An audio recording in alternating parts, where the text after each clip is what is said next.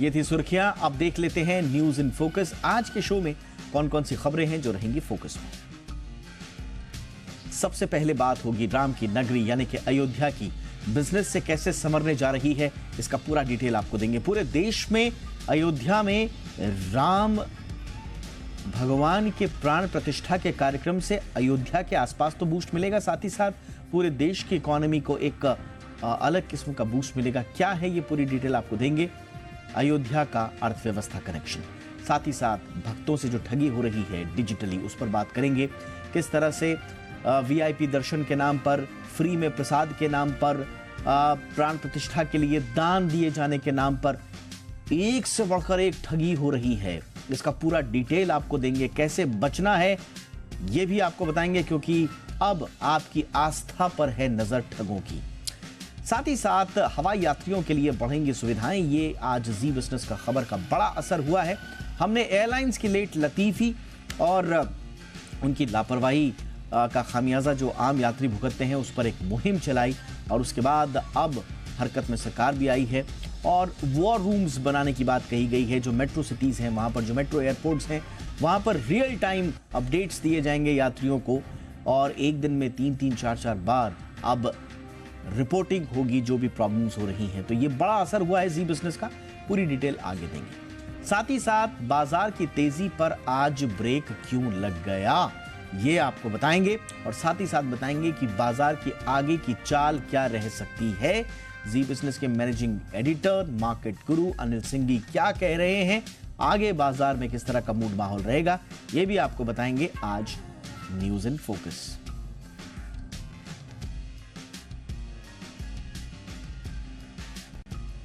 और हमेशा की तरह आज का हमारा पोल है कि राम लला के प्राण प्रतिष्ठा के बाद क्या देश में धार्मिक पर्यटन का जो कारोबार है उसके लिए बूस्टर डोज का काम करेगा, हाँ या ना में आपको जवाब देना है। और हमारे सोशल मीडिया पर ये पोल्स ऑन हो चुके हैं, ओपन हो चुके हैं। बहुत सारे लोगों के हमें फीडबैक मिल रहे हैं, पोल्स में वो पार्टिसिपेट कर रहे हैं, कमेंट्स भी कर रहे हैं। अगर आप भी कमेंट करना चाहें तो जरूर कीजिए, पोल में पार्टिसिपेशन के साथ कमेंट कीजिएगा। अच्छा लगा आपका कमेंट, हमें जरा हट के रहा तो इसे शो में हम शामिल भी करेंगे।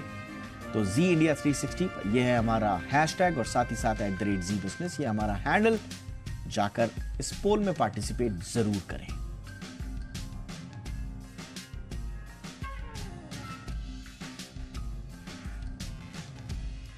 और अब फटाफट अंदाज में देख लेते हैं टॉप न्यूज में वो तमाम खबरें जो सुबह से लेकर शाम तक सुर्खियों में रही।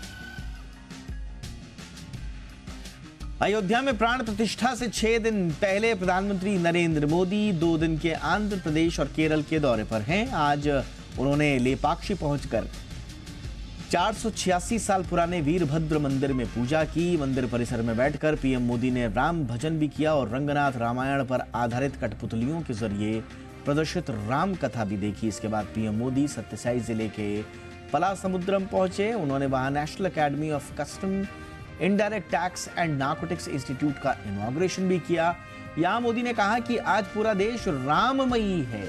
पीएम मोदी कल सुबह केरल के गुरुवयूर मंदिर में पूजा और दर्शन करेंगे। कांग्रेस सांसद राहुल गांधी ने कहा है कि 22 जनवरी को अयोध्या में होने जा रहे रामलला मंदिर प्राण प्रतिष्ठा का कार्यक्रम मोदी और आरएसएस का फंक्शन है। राहुल ने भारत जोड़ो न्याय यात्रा के तीसरे दिन ये बात कही। राहुल गांधी ने कहा कि आरएसएस और बीजेपी ने 22 तारीख को इलेक्शन फ्लेवर दे दिया है और कांग्रेस प्रेसिडेंट ने इसी वजह से वहां जाने से इनकार किया। राहुल ने कहा कि वो सभी धर्मों के साथ है, कांग्रेस से जो भी जाना चाहे वो जा सकता है। इंडिया गठबंधन में सीट शेयरिंग को लेकर राहुल ने कहा कि अलायंस चुनाव लड़ेगा और जीतेगा।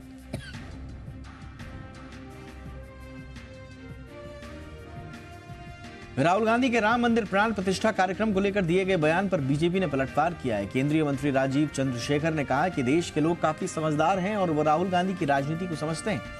उन्होंने कहा कि राहुल गांधी लाला दुनिया में रहते हैं। राजीव चंद्रशेखर ने कहा कि हम ये फैसला भारत की जनता पर छोड़ेंगे कि उन्हें राहुल गांधी को क्या जवाब देना चाहिए। केंद्रीय मंत्री ने कहा कि राहुल गांधी कुछ भी सोचे उससे फर्क नहीं पड़ता। कुछ समय पहले उनके गुरु ने भी ऐसी ही बातें कही थी। उन्होंने कहा कि राम मंदिर का मुद्दा हमारे लिए आस्था से जुड़ा हुआ मुद्दा है। उत्तर प्रदेश के मथुरा स्थित शाही मस्जिद के सर्वे के आदेश पर सुप्रीम कोर्ट ने रोक लगा दी है। मामले की सुनवाई के दौरान सुप्रीम कोर्ट ने कहा कि हाईकोर्ट याचिकाओं की सुनवाई योग्य होने के खिलाफ मस्जिद पक्ष की याचिका को सुने। कोर्ट ने कहा कि जब मामला सुप्रीम कोर्ट में लंबित था तब हाई कोर्ट ने अपने पास केस को कैसे ट्रांसफर कर दिया। सुप्रीम कोर्ट ने कहा कि इलाहाबाद हाई कोर्ट मामले में मेटर्निटी पर सुनवाई कर सकता है, लेकिन कमिश्नर की नियुक्ति को लेकर हाई कोर्ट के जज आगे नहीं बढ़ेंगे।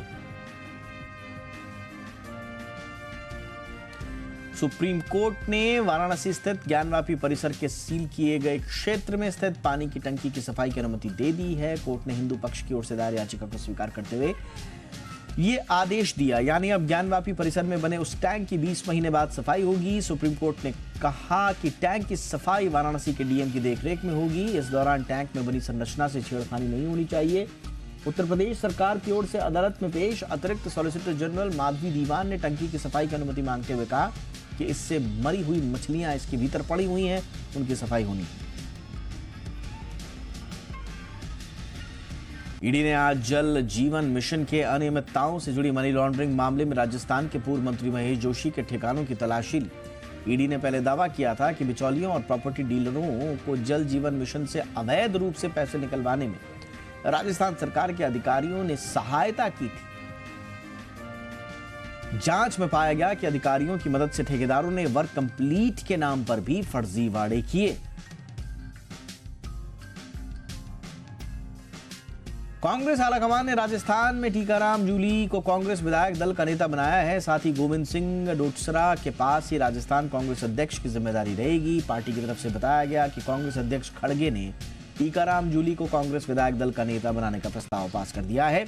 इस मौके पर पूर्व मुख्यमंत्री अशोक गहलोत ने भी टीकाराम जूली को बधाई दी है। आपको बताएं कि कांग्रेस ने राजस्थान चुनाव में अशोक गहलोत के नेतृत्व में चुनाव लड़ा था। दिल्ली एनसीआर समेत पूरे उत्तर भारत में शीतलहर का सितम जारी है। उत्तर भारत के कई राज्यों में सुबह शाम घने कोहरे के चलते लोगों को भारी दिक्कतों का सामना करना पड़ रहा है।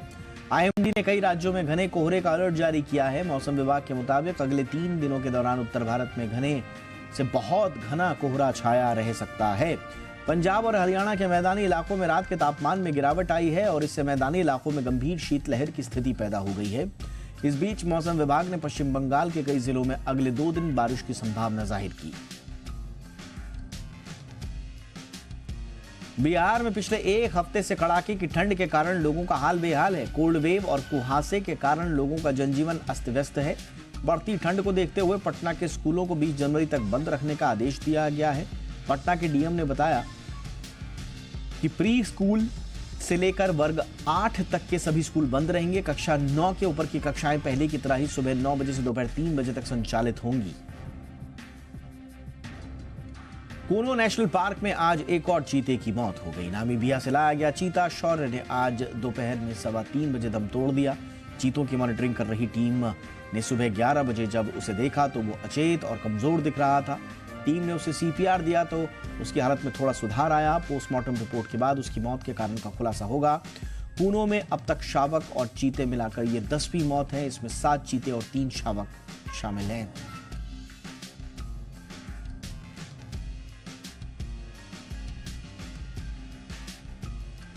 और आइए शुरू करते हैं आज की हमारी कवर स्टोरी।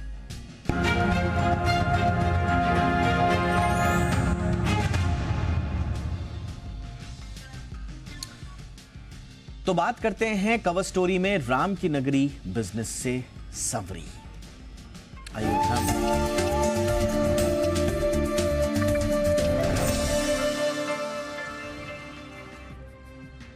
अयोध्या में रामलला की प्राण प्रतिष्ठा के साथ ही देश भर में जमकर कारोबार भी बढ़ने वाला है। सीएआईटी की रिपोर्ट बताती है कि यह कारोबार 1 लाख करोड़ से ज्यादा का हो सकता है।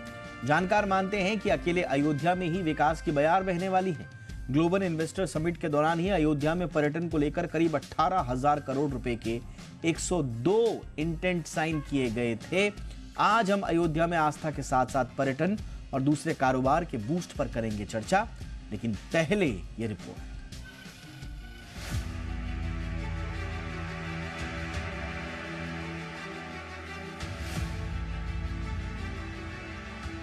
अयोध्या में राम मंदिर का उद्घाटन अब से कुछ ही दिनों बाद होना है। देश भर में मंदिर के प्राण प्रतिष्ठा को लेकर बेहद उत्साह देखने को मिल रहा है।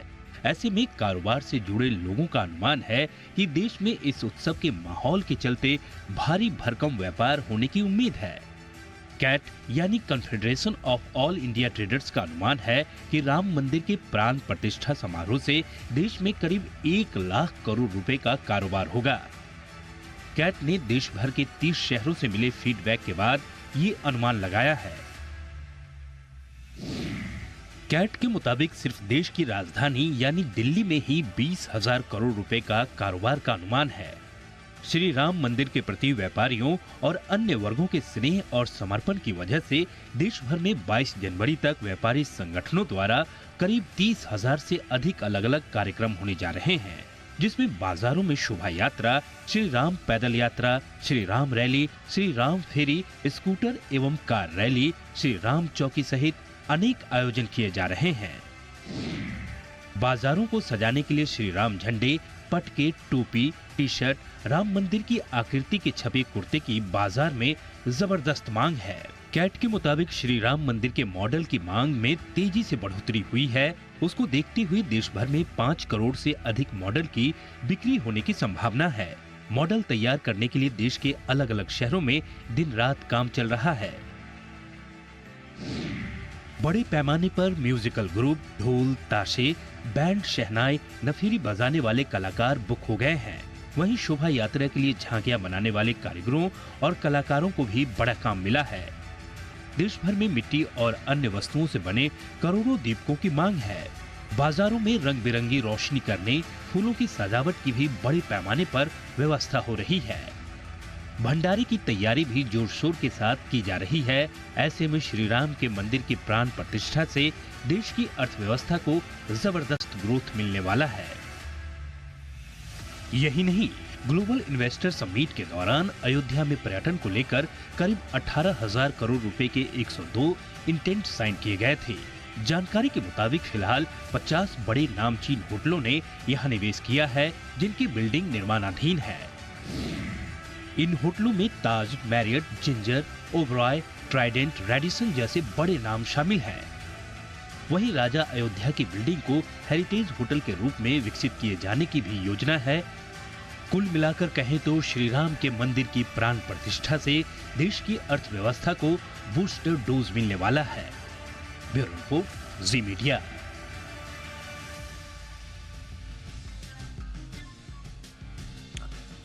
तो जैसा हमने आपको कहा, ये पूरा इलाका राम मंदिर के बनने के साथ ही सबकी नजर में आ चुका है। जो आस्थावान हैं, जो स्पिरिचुअल फीलिंग के लोग हैं, उनकी तो नजर है ही है। साथ ही साथ कहा जाता है जो मटेरियलिस्टिक अप्रोच के लोग हैं उनके लिए भी है, क्योंकि उनके लिए कारोबार के नए मौके वहां पर पनप रहे हैं। कुल मिलाकर 178 जो डेवलपमेंट प्रोजेक्ट्स हैं अयोध्या के इर्द गिर्द, वो तेजी से आगे ले रहे हैं। पूरा का पूरा शेप जो है, और पूरा मास्टर प्लान भी इसके लिए बनाया गया है। कनेक्टिविटी पर काम किया जा रहा है, इंफ्रास्ट्रक्चर पर काम किया जा रहा है। इंटरनेशनल एयरपोर्ट की बात हो रही है, रिवर फ्रंट को जोड़ने की बात हो, मेट्रो, इस तरह के जो काम है वो वहाँ पर बड़े तेज़ी से चल रहे हैं। बातचीत करने के लिए इस वक्त हमारे साथ confederation of all India traders के जनरल सेक्रेटरी प्रवीण खंडेलवाल साहब हमारे साथ जुड़ चुके हैं। प्रवीण जी, बहुत बहुत स्वागत है। आप लोगों का असेसमेंट में पढ़ रहा था सर, पहले 50,000 करोड़ के आसपास था, अब 1 लाख करोड़ के आसपास आपने असेसमेंट दिया है रिवाइज करके उसे, और ये पैन इंडिया आपका असेसमेंट है। किस तरह की गतिविधियां सर 22 तारीख के बाद कारोबारी रूप से शेप लेने वाली हैं सर? देखिए, ये कुल मिलाकर कहे तो सनातन इकोनॉमी का नया रूप देखने को मिल रहा है, और भविष्य में ये इकोनॉमी हमारी भारतीय अर्थव्यवस्था का एक मजबूत अंग बनने वाली है। जिस प्रकार से राम मंदिर के निर्माण से, अभी जैसा आपकी रिपोर्ट में बताया, जिस प्रकार के बहुत नए अवसर मिले हैं, वो अवसर केवल 22 जनवरी को समाप्त नहीं हो जाएंगे। 22 जनवरी के बाद भी व्यापार के ये बड़े अवसर चलने वाले हैं। नए नए प्रकार की चीजें बाजार में आएंगी, नए नए लोगों को मौका मिलेगा, और कारोबार भी मिलेगा और रोजगार भी मिलेगा। तो कुल मिलाकर के यदि देखते हैं तो जहां आस्था और विश्वास के जरिए देश में एक नए व्यापार की संभावनाएं श्री राम मंदिर के प्राण प्रतिष्ठा ने स्थापित की है। और हर व्यक्ति जहां आस्था के साथ श्री राम का वंदन करता है, श्री राम का पूजन करता है, वहीं दूसरी ओर जिस बड़ी मात्रा में कार्यक्रम पूरे देश में हो रहे हैं वो साफ इस बात को दर्शाता है कि श्री राम भारत के आदर्श पुरुष हैं। Absolutely sir. और टूरिज्म का भी एक जबरदस्त कारोबार वहां पर पनप रहा है। जो एस्टिमेट्स इन जो सिविक अथॉरिटीज ने अंदाजा लगाया है वो एक नागरिक के ऊपर 10 पर्यटक आएंगे। ये सोचिए आप कि कितनी बड़ी वहां पर संभावना है कि एक वहां का जो रहवासी होगा उसके ऊपर 10 पर्यटक होंगे जिनसे वो अगर थोड़ा सा भी अगर उसका इंक्लिनेशन कारोबारी है तो वो अपना बिजनेस आगे बढ़ा सकता है। अनुमान ये है कि लगभग 4 करोड़ पिलग्रिम्स जो हैं वो इस साल अयोध्या का दौरा करेंगे। सोचिए 30 लाख की वहां पर आबादी है, 4 करोड़ वहां पर अगर लोग आएंगे इस साल जो प्रोजेक्टेड है तो आप समझ सकते हैं कि टूरिज्म को कितना वहां पर बूस्ट मिलेगा। लेकिन सर हमारा बिजनेस चैनल है, बहुत सारे लोग ये सोचते हैं कि किस तरह की संभावनाएं वहां पर उभर रही हैं।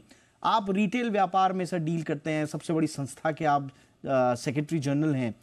मुझे बताइए सर कि अयोध्या के आसपास किस तरह के मौके वहां के स्थानीय बाशिंदों या कोई बाहर से आकर वहां पर कोई कारोबार करना चाहे तो उसके लिए अच्छे मौके बन सकते हैं सर? देखिए, अभी आपने स्वयं बताया कि लगभग 169 या 70 प्रोजेक्ट को हरी झंडी मिली है जो अयोध्या के आसपास बनने वाले हैं।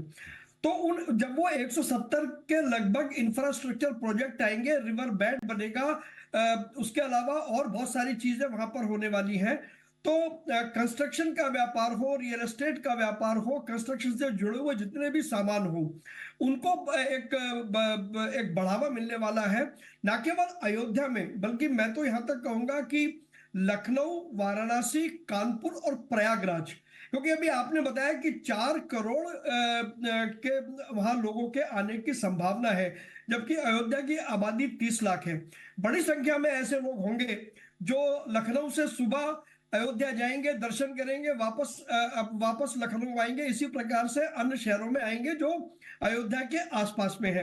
तो इससे व्यापार केवल अयोध्या का नहीं बढ़ेगा, बाकी अन्य शहरों का भी व्यापार बढ़ेगा। और ये जो टेम्पल टूरिज्म की आपने बात कही है, आने वाले समय में ये टेम्पल टूरिज्म उत्तर प्रदेश के लिए एक बड़ा वरदान साबित होने वाला है, क्योंकि जिस बड़ी मात्रा में लोग आएंगे और जिस प्रकार का आस्था श्री राम में लोगों की है, वो कहीं ना कहीं छोटे बड़े लोगों को व्यापार करने के मौके प्रदान करेगा। वहीं दूसरी ओर देश के विभिन्न राज्यों का भी व्यापार बढ़ेगा, क्योंकि लोग जो आएंगे वो एक राज्य से चल करके दूसरे राज्य में आएंगे। इन्वेस्टमेंट की बड़ी अपॉर्चुनिटीज अयोध्या और अयोध्या के 100 किलोमीटर के इलाके में आने वाली है, क्योंकि जिस प्रकार का ये वेग पूरे देश में देखने को मिल रहा है, जिसकी कल्पना हमको 28 दिसंबर को नहीं थी जब हमने 50,000 करोड़ का आकलन किया था।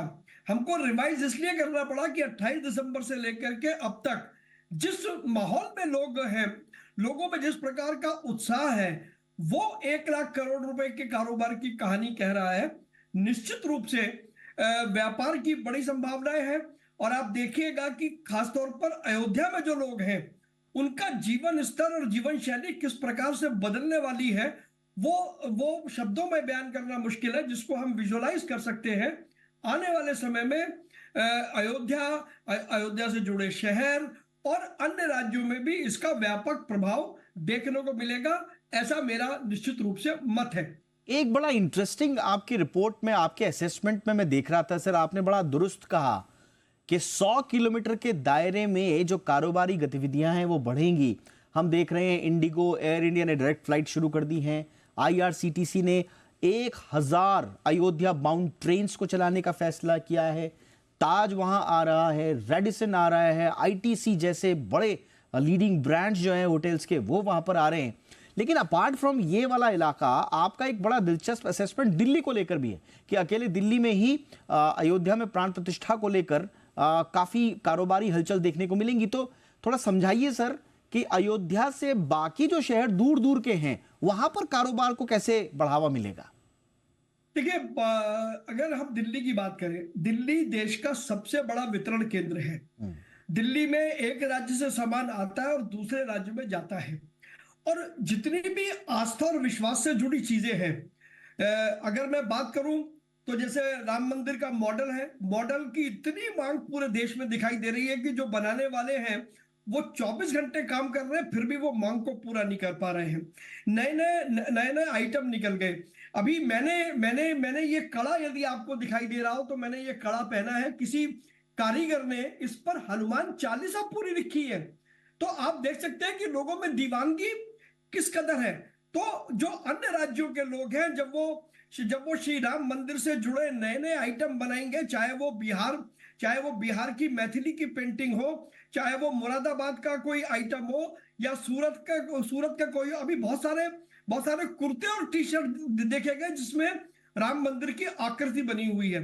तो हर राज्य में जो वहां का प्रोडक्ट है, उसको, मुझे ऐसा लगता है कि उसमें स्टार्टअप और एंटरप्रेन्योर और विजनरी लोग उसको कहीं ना कहीं राम मंदिर से जोड़ेंगे तो उनको भी बड़ा व्यापार मिलेगा निश्चित रूप से, मेरा ऐसा मानना है। और क्योंकि हमारा ताल्लुक देश के सभी व्यापारिक संगठनों से है, जी हाँ। हर जगह ये बातचीत हो रही है कि हम नया क्या बनाए जो अयोध्या से जुड़ सके, जो श्री राम से जुड़ सके, और जिसकी एक बहुत बड़ी मार्केट पूरे देश में बनी। बिल्कुल, यानी कि अयोध्या में जो आस्था की जोत जलेगी वो पूरे कारोबार को जगमग करेगी आसपास के, और न सिर्फ आसपास के 100 किलोमीटर बल्कि दूर दराज के जो इलाके हैं, जो शहर हैं जहां से आस्था कहीं ना कहीं जुड़ी हुई है कारोबारी लहजे में, वो सब चमकेंगे। आस्था की जोत जलेगी अयोध्या में और चमक पूरे देश में बिखरेगी, यही उम्मीद है। आज का हमारा जो पोल था यही था। दर्शकों की क्या राय है जरा ये भी समझ लेते हैं कि क्या अयोध्या में राम मंदिर बनने से, प्राण प्रतिष्ठा से देश के धार्मिक पर्यटन और उससे जुड़े हुए कारोबार को बूस्ट मिलेगा। तो देखिए, एक तरफा लोगों ने कहा है कि साहब 91% लोग कह रहे हैं कि जी हाँ, सिर्फ 8, 8.5, 9% के आसपास लोग हैं जो कह रहे हैं कि नहीं मिलेगा। बाकी यानी कि एक तरफा आप समझिए कि सब कह रहे हैं कि धार्मिक पर्यटन और उससे जुड़े हुए कारोबार को बढ़ावा मिलेगा। हमारे पास कुछ रिएक्शंस भी आए हैं लोगों के, तो ज़रा वो भी देख लेते हैं कि क्या कह रहे हैं लोग। और इस क्रम में जो लोगों के कमेंट्स आए हैं उनके भी हमने जैसा वादा किया था अपने दर्शकों से, नीरज गर्ग कह रहे हैं कि यस नो डाउट, सीधी सपाट बात, बिल्कुल हाँ में इनका जवाब है। M4 मुकुल एक हैंडल है जो कह रहा है कि ऑफ कोर्स, बिल्कुल स्वाभाविक रूप है। और एक कुमार प्रवीण 21 है, वो कह रहे हैं कि not only booster, it will super booster. Currently we can see the pilgrimage visitors increase drastically. तो राम मंदिर के आसपास जो हैं वहाँ तो जो फ्लो आएगा वो तो ग्लोबल आएगा। तो इस तरह के कमेंट्स आ रहे हैं, बड़े शानदार कमेंट्स आ रहे हैं। और ये था आज का पोल, प्रवीण जी से हमारी खास बातचीत। बहुत बहुत धन्यवाद सर, आपने वक्त निकाला हमारे लिए, बहुत बहुत शुक्रिया आपका। 22 जनवरी को राम मंदिर प्राण प्रतिष्ठा कार्यक्रम है। उससे पहले पूरी अयोध्या नगरी में भव्य तैयारियां हैं। आज से विशेष पूजा की शुरुआत हो गई है। पूजन विधि के सभी कार्य 21 जनवरी तक चलेंगे और आखिर में 22 जनवरी को प्राण प्रतिष्ठा के साथ विशेष पूजा खत्म हो जाएगी। पूरी राम नगरी भक्ति के रंग में दिखाई दे रही है।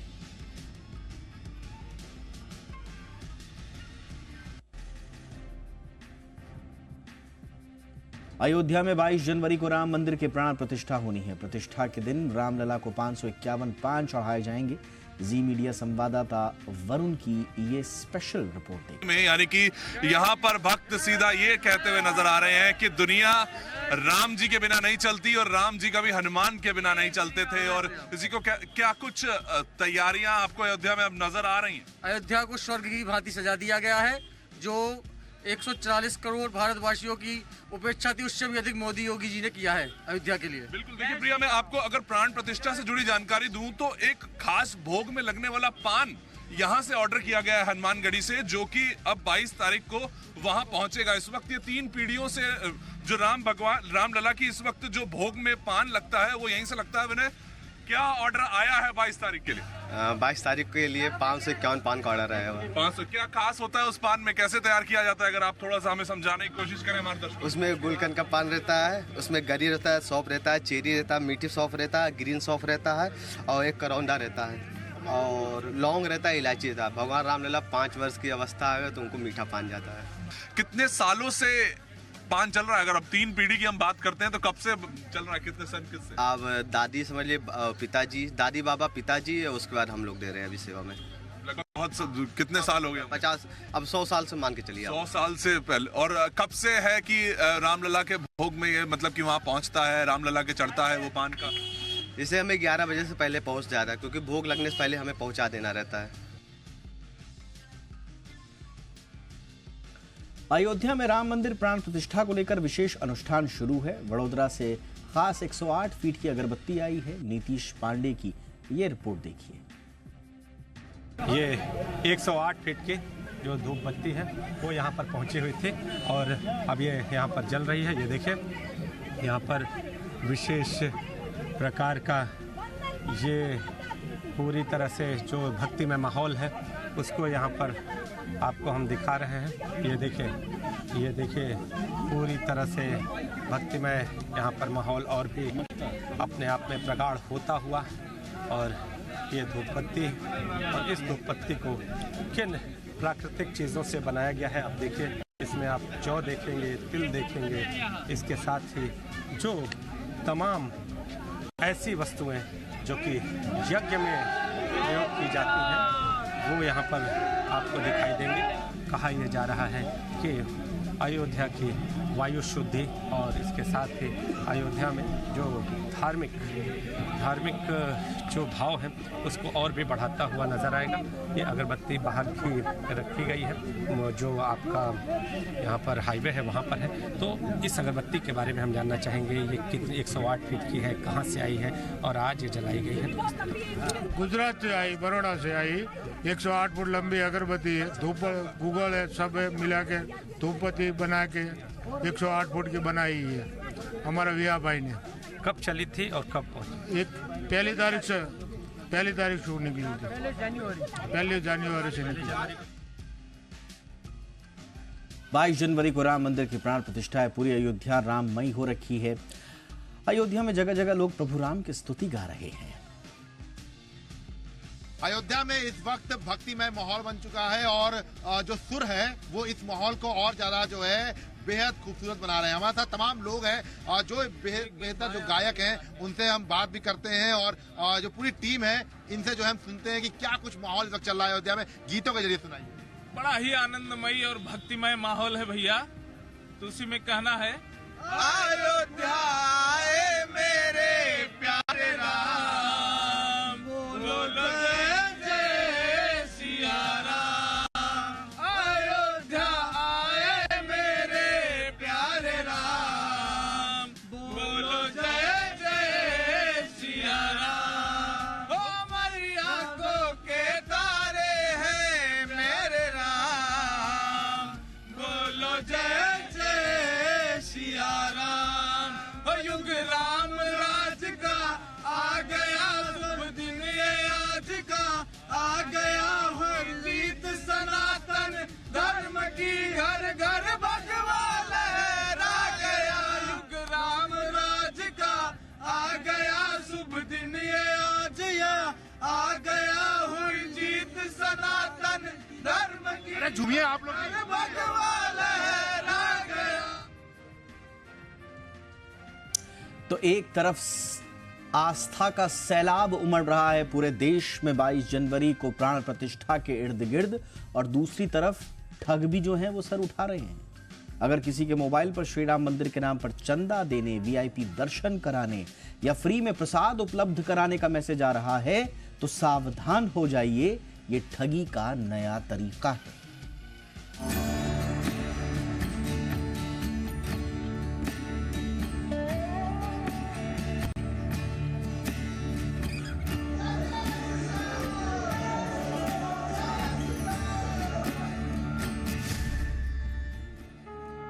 श्री राम मंदिर की प्राण प्रतिष्ठा का दिन जैसे जैसे नजदीक आ रहा है, देश भर का माहौल राममय होता जा रहा है। सभी को 22 जनवरी का इंतजार है, लेकिन इस इंतजार के बीच साइबर ठग एक्टिव हो गए हैं और लोगों को चूना लगाने की कोशिश कर रहे हैं।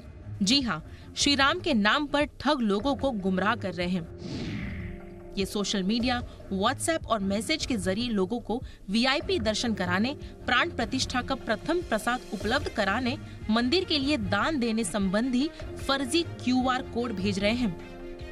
श्री राम के नाम पर ठगी के इस धंधे का मॉडस ऑपरेंडी क्या है, पहले इसे समझना होगा। पहले बात करते हैं फर्जी क्यूआर कोड की। ठग मंदिर के नाम पर चंदा इकट्ठा करने के लिए लोगों को क्यूआर कोड भेज रहे हैं। क्यूआर कोड के साथ उन्हें विश्वास दिलाया जा रहा है कि ये चंदा सीधे श्री राम जन्मभूमि तीर्थ ट्रस्ट के खाते में जाएगा, जबकि सच्चाई ये है कि दान का ये पैसा सीधे ठगों के अकाउंट में जा रहा है। विश्व हिंदू परिषद ने साफ किया है कि श्री राम जन्मभूमि तीर्थ ट्रस्ट ने चंदा लेने के लिए ना तो ऐसी किसी कमेटी का गठन किया है, ना ही किसी को प्राण प्रतिष्ठा कार्यक्रम के लिए धन जुटाने की जिम्मेदारी दी है। वीएचपी ने इस तरह की ठगी से लोगों को आगाह किया है। फिलहाल तो व्हाट्सएप पर वीआईपी आमंत्रण का फर्जीवाड़ा भी खूब चल रहा है। इसके लिए जालसाज लोगों के मोबाइल पर मैसेज के साथ एक लिंक भेज रहे हैं। मैसेज में भगवान राम के वीआईपी दर्शन के लिए लिंक पर क्लिक करने को कहा जाता है। अगर किसी के पास इस तरह के मैसेज आ रहे हैं तो अलर्ट हो जाएं। जैसे ही आप ठगी के जाल में फंसकर लिंक पर क्लिक करेंगे, आपको बधाई का मैसेज आता है, लेकिन बधाई का ये मैसेज आप पर भारी पड़ता है। दरअसल लिंक पर जाते ही आपके मोबाइल का कंट्रोल ठग के हाथ में चला जाता है। जालसाज अपने शिकार के मोबाइल में मॉलवेयर इंस्टॉल कर देता है, यानी आपकी मोबाइल पर की जाने वाली सभी एक्टिविटी पर ठग की नजर होती है। आप जब तक कुछ समझ पाएंगे, जालसाज आपके बैंक खाते की रकम उड़ा चुका होगा। ठगी के नए पैंतरे के तहत कुछ जालसाज इंटरनेट पर श्री राम मंदिर की प्राण प्रतिष्ठा के प्रथम प्रसाद को फ्री में देने का दावा कर रहे हैं। खाद्य ऑर्गेनिक नाम से एक वेबसाइट का कुछ ऐसा ही दावा है कि वह पहले दिन की पूजा का प्रसाद भक्तों के घर तक पहुंचाएगी। वेबसाइट के मुताबिक प्रथम प्रसाद के लिए कोई पैसा नहीं देना होगा, लेकिन इसके लिए 51 रुपए का डिलीवरी चार्ज लगेगा, जिसे पहले जमा करना होगा। लेकिन जब वेबसाइट की तहकीकात की गई तो इसके फर्जी होने का पता चला। दरअसल ठग इसके लिए खाद्य ग्रामोद्योग आयोग यानी केवीआईसी के नाम का सहारा ले रहे हैं। ऐसे में केवीआईसी ने लोगों को आगाह किया है कि लोग इस तरह की वेबसाइट के झांसे में ना आए। तो ये है श्री राम मंदिर के नाम पर होने वाले ठगी के नए नए तरीके। ऐसे में सतर्क रहे, सावधान रहे, ताकि कोई देश भर के भक्तिमय माहौल में ठगी की सेंध न लगा सके। ब्यूरो रिपोर्ट, जी मीडिया। इतिहास पढ़ा तो बहुत होगा आपने, लेकिन क्या कभी इतिहास बनते देखा है? जी हाँ, आप और हम बनेंगे इतिहास बनने के साक्षी। 22 जनवरी को अयोध्या में होगी श्री राम मंदिर में प्राण प्रतिष्ठा। पूरी दुनिया में मनाया जाएगा ये भव्य उत्सव। आप और हम देखेंगे जी बिजनेस पर श्री राम महोत्सव।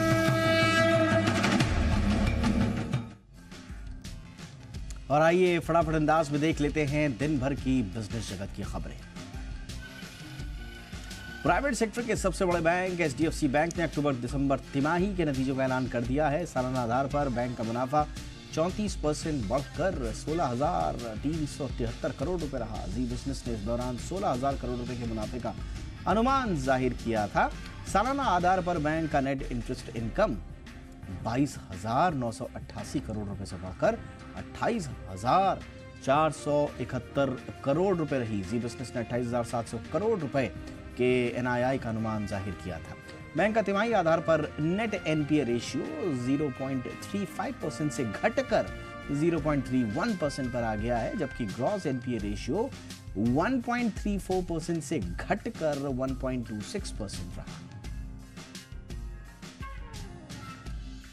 प्राइवेट सेक्टर के एक और बैंक फेडरल बैंक ने भी आज अक्टूबर-दिसंबर तिमाही के नतीजों का ऐलान किया। सालाना आधार पर बैंक का मुनाफा 804 करोड़ रुपए से बढ़कर 1007 करोड़ रुपए रहा। जी बिजनेस दौरान 930 करोड़ रुपए के मुनाफे का अनुमान दिया था। सालाना आधार पर बैंक का नेट इंटरेस्ट इनकम 1,957 करोड़ रुपए से बढ़कर 2,123 करोड़ रुपए रही। तिमाही आधार पर ग्रॉस एनपीए 2.26% से बढ़कर 2.29% रहा, जबकि नेट एनपीए बिना किसी बदलाव के 0.64% पर रहा। तिमाही आधार पर नेट इंटरेस्ट मार्जिन 3.22% से घटकर 3.19% पर पहुंच गया। Metal cutting, computer numeric vehicle control machine बनाने वाली कंपनी ज्योति सीएनसी ऑटोमेशन की बाजार में आज शानदार एंट्री हुई। एनएसई पर शेयर 370 और बीएसई पर 372 रुपए के भाव पर लिस्ट हुआ, जबकि इश्यू प्राइस 331 रुपए का था। इसके आईपीओ को जबरदस्त रिस्पांस मिला था और ये करीब 41 गुना बढ़कर हुआ बंद। लिस्टिंग के बाद इसके शेयरों में शानदार खरीदारी दिखी और अंत में ये 434 रुपए के भाव पर बंद हुआ। ये कंपनी एरोस्पेस और डिफेंस और auto components, general engineering, EMS, die और मोल्ड जैसी इंडस्ट्रीज की सर्विसेज देती है। Medi Assist Health Care Services का आईपीओ दूसरे दिन तक करीब 1.25 गुना बढ़ गया। निवेशक आईपीओ के लिए कल यानी कि 17 जनवरी तक बोली लगा पाएंगे। आईपीओ के लिए कंपनी ने प्राइस बैंड 397 से 418 रुपए प्रति शेयर तय किया है। लॉट साइज है 35 शेयरों का, यानी रिटेल निवेशकों को कम से कम 14,630 रुपए लगाने होंगे। ये आईपीओ पूरी तरह से ऑफर फॉर सेल है, जिसके जरिए कंपनी के प्रमोटर्स और मौजूदा निवेशक करोड़ शेयर्स बेच सकते हैं। जी बिजनेस के मैनेजिंग एडिटर अनिल सिंघवी ने सिर्फ ज्यादा जोखिम वाले निवेशकों को 2 से 3 साल के लिए पैसे लगाने की राय दी है। सरकारी डिफेंस मैन्युफैक्चरिंग कंपनी एचएएल यानी कि हिंदुस्तान लिमिटेड को सेना के लिए मल्टी रोल हेलीकॉप्टर बनाने का ऑर्डर मिल सकता है। जी बिजनेस की एक्सक्लूसिव जानकारी के मुताबिक कैबिनेट कमेटी ऑन सिक्योरिटीज की बैठक में इस डील पर जल्द ही मंजूरी मिल सकती है।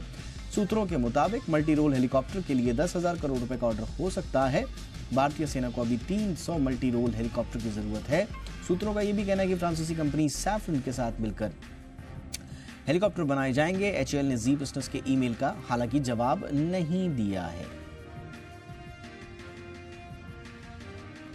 मार्केट में नए म्यूचुअल फंड्स की एंट्री के साथ अब अपने प्रोडक्ट्स को निवेशकों के पास पहुंचाने की होड़ भी बढ़ रही है। ऐसे में कुछ फंड हाउस और डिस्ट्रीब्यूटर सेबी के रडार पर आ गए हैं। सेबी ने ऐसे फंड हाउसेस को वार्निंग लेटर देने के साथ ही म्यूचुअल फंड्स के संगठन एमफी को भी इस बारे में कदम उठाने के लिए कहा है। सेबी को नए जमाने के कुछ फंड हाउसेस को लेकर सेबी को शिकायत मिली थी कि स्पेशल एसआईपी ड्राइव में टारगेट कंटेस्ट पर अलग से इंसेंटिव दिया जा रहा है। कंपटीशन के चक्कर में एसआईपी बेचने की होड़ लगने लगी है। अब सेबी के संकेत समझते हुए एमफी की एडवाइजरी आई है कि स्कीम से ही कमीशन दी जाए, ना कि एएमसी से दी जाए।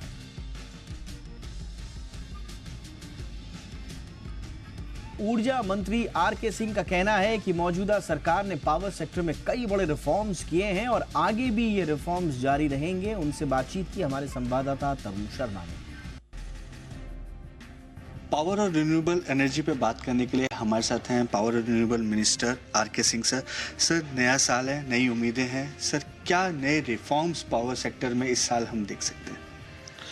पहली बात तो ये कि पावर सेक्टर में हम लोगों ने आमूल परिवर्तन ला दिया है। इसे आप अवगत।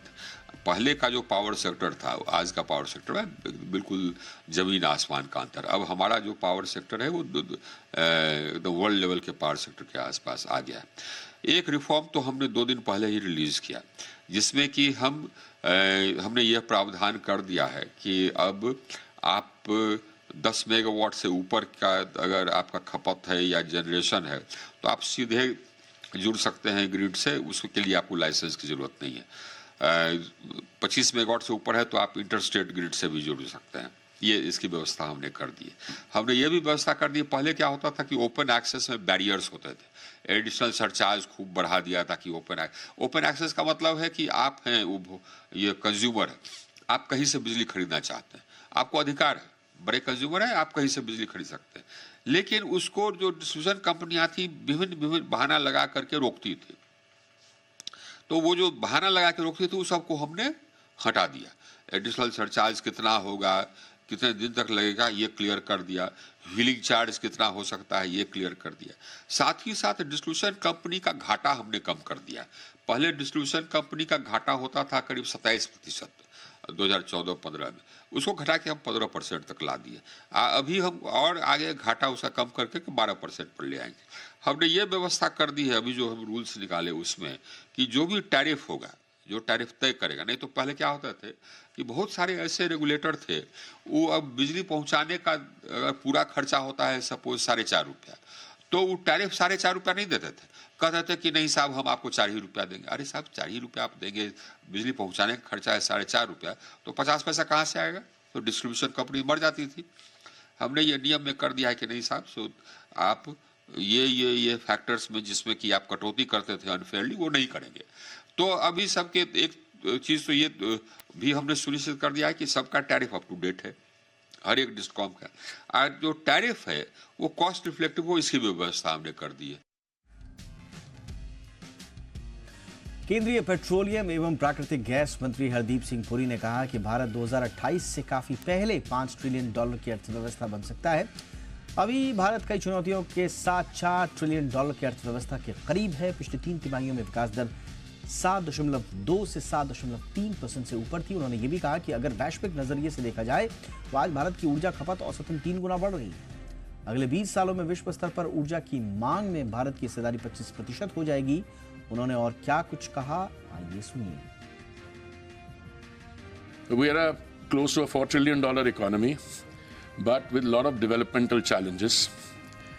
That involves, and you referred to it as a fast growing, I've also heard the word fastest growing.